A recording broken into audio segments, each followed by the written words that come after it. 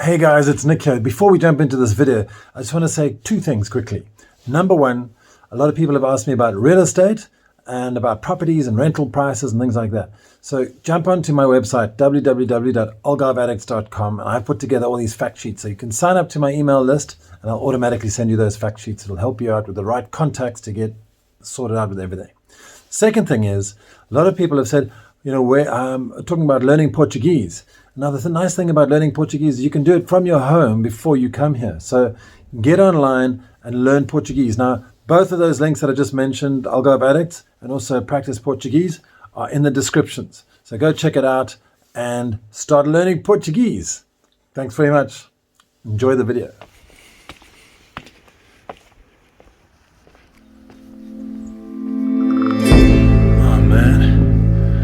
This was supposed to be a horrible, depressing morning.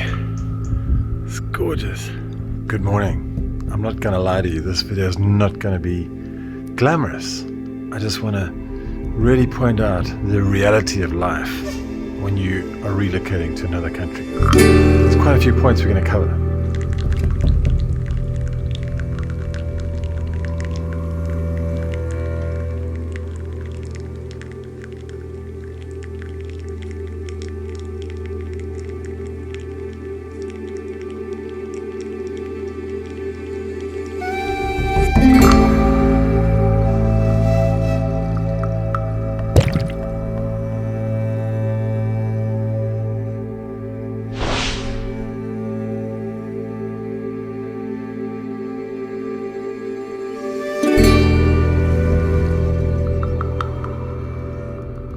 So my idea this morning was to make a video that explains a little bit of how it's like to relocate to Portugal. And I think when you're doing anything major, it's very important to try and visualize what it's like in the future, both on the positive side and the negative side. And I thought this would be such an amazing opportunity to wake up. It's a cold day. It's the middle of winter. It's like mid-December.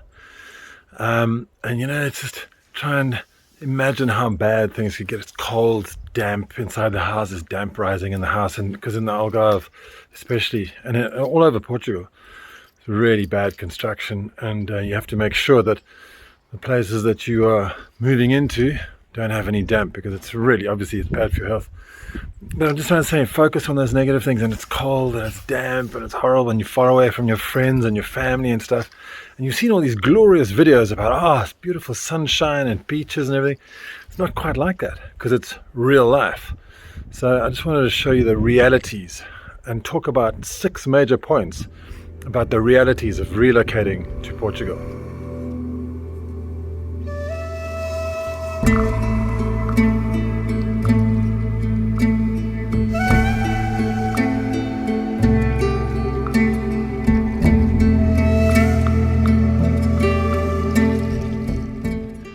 Number 1, you'll always be a stranger in a strange land. When I was a kid, I used to read these books by a guy called Robert Heinlein, and he was this incredible science fiction author. And he made up these things, incredible stories. And one of them was called Stranger in a Strange Land, and I've never forgotten that title because I felt it very applicable to me here in the Algarve.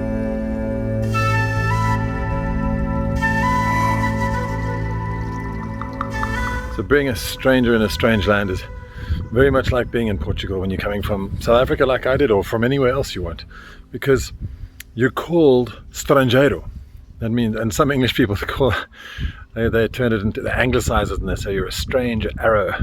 But yeah, you'll always be a estrangeiro. You'll never quite, even me, I understand Portuguese and I can speak it a little, I can get by.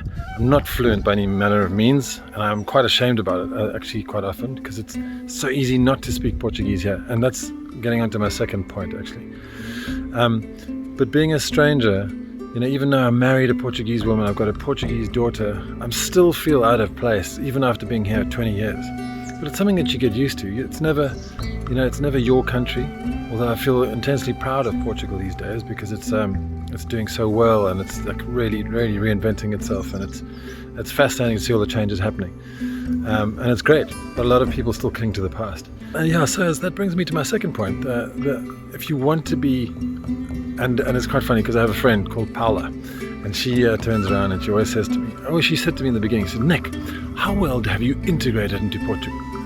And the answer was, hey, well, I've married a Portuguese woman and I've got a Portuguese daughter, but I don't speak the language super well. So that was always a stumbling block for me. And even when it came to friends and things like that, you can't really be part of a circle of friends who are joking around in Portuguese and stuff like that. So you generally distance yourself from them automatically because you can't understand what they're saying and you don't want them to force them to speak English just because you speak English. Do you understand what I'm saying? So it's a little bit awkward. So the best thing to do is to learn to speak Portuguese. And there's this really cool website that I've just found called practiceportuguese.com. And I'm going through it again. And obviously all the basics I know already, but it's really good to get a grounding. And I'm speaking to my daughter every single day in Portuguese, just trying to get a grip on being fluent, sort of thing. And you can do that before you even arrive here. So in order to prepare for yourself coming here, get onto practiceportuguese.com. There's a link in the description below, so you can check that out. And you'll also help me because I'll get a little bit of a referral fee if you go and sign up there. So I'd really appreciate that.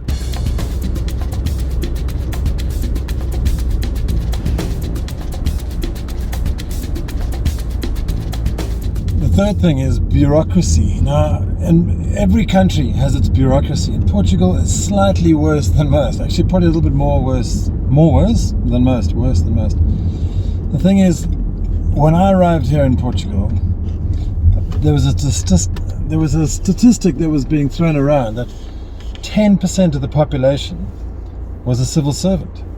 And it's been an election promise of all the prime ministers in the past few years, or the past decade, that they would try and try and reduce the amount of civil servants. Let me just jump in here quickly. There is a program by the government called Simplex, and that's a program that's trying to minimize or trying to make the government much more efficient in using online processes and everything. So it's great. So a lot of things are happening actually in 2019 to speed up the process, to renew identity documents, to do taxes, to all kinds of stuff. So it is happening. Who knows how well it'll be happening. You still really need someone to hold your hand and go. If you go into the finances, which is the main tax regime, it's the main tax office basically. If you go into the Inland Revenue Service or the HM Customs and Excise, if you go in there and you try and figure out what you got to do, you really need someone to help you. Even though a lot of it's in English these days as well, you need a proper accountant or someone to help you to explain to you exactly what to do. So bureaucracy is challenging, and it's where a lot of people get stuck when they come over here, because you really need somebody. You really need to be able to trust someone to do it for you, because A, it's in a foreign language, and B, it's just a complicated procedure. But it's important to find somebody that you trust who can help you do these things.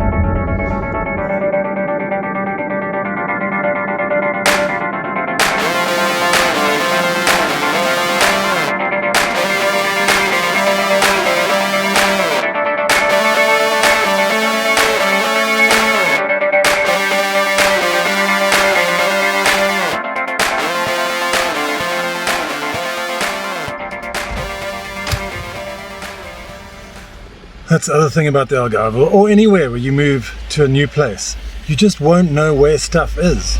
And the Portuguese have this amazing ability to be able to hide stuff. I don't know if it's just in the Algarve, but for example, I was in Tavera a while back, and I was asking where the gym was, because I wanted to go and check out the gym. So the guy says, yeah, it's just down there, it's that brown door just down that road. So I walked down the road, walked around and around, I couldn't find it.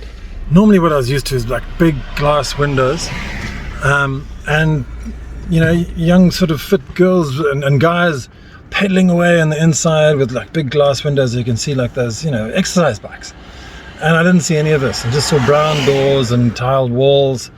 And eventually I went back to the guy and said, where is it? He said, no, it's number 32 of this street. So I went over there and I knocked on the door, opened up, was a big brown door, and who knew, but there was a gym inside there. Couldn't believe it. So I was like, okay. So it is quite tough to find things, and it is, these days we've got Google Maps, which helps a lot, and there's a lot of, all the towns, especially down in the Algarve, are all pretty well acquainted with Google Maps. It's become like the Yellow Pages. So as you know, anywhere in the world you can get onto Google Maps and find out where you want to be. So it's much easier these days, but don't expect things to be staring at you in the face. You've got to hunt for them sometimes. And it's also just being a stranger in a strange land. You just don't know the lie of the land, don't know where things are. Things are a little bit different here, a little bit haphazard. Not everything follows normal sort of urban planning rules, because you'll get residential areas and then, sort of commercial areas right in between each other, and then big rich houses and then small poor houses right next to each other. It's quite fascinating, but it's obviously grown up over the years, and that's just how life is here. So you just have to ease in and get a little bit used to it, and don't get frustrated when you can't find stuff. Expect the worst and you'll find the best.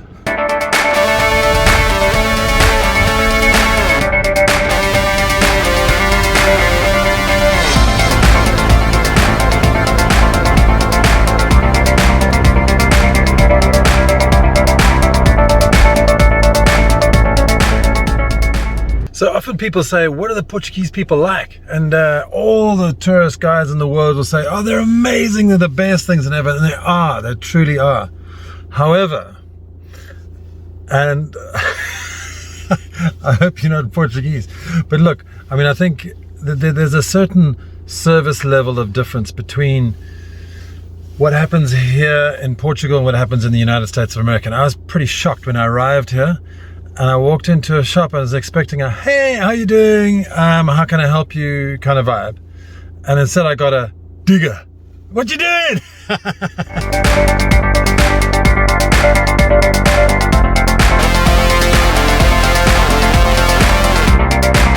giving directions to my awesome little... No! Sorry. That he was supposed to be stabilized. I know, I was just kidding.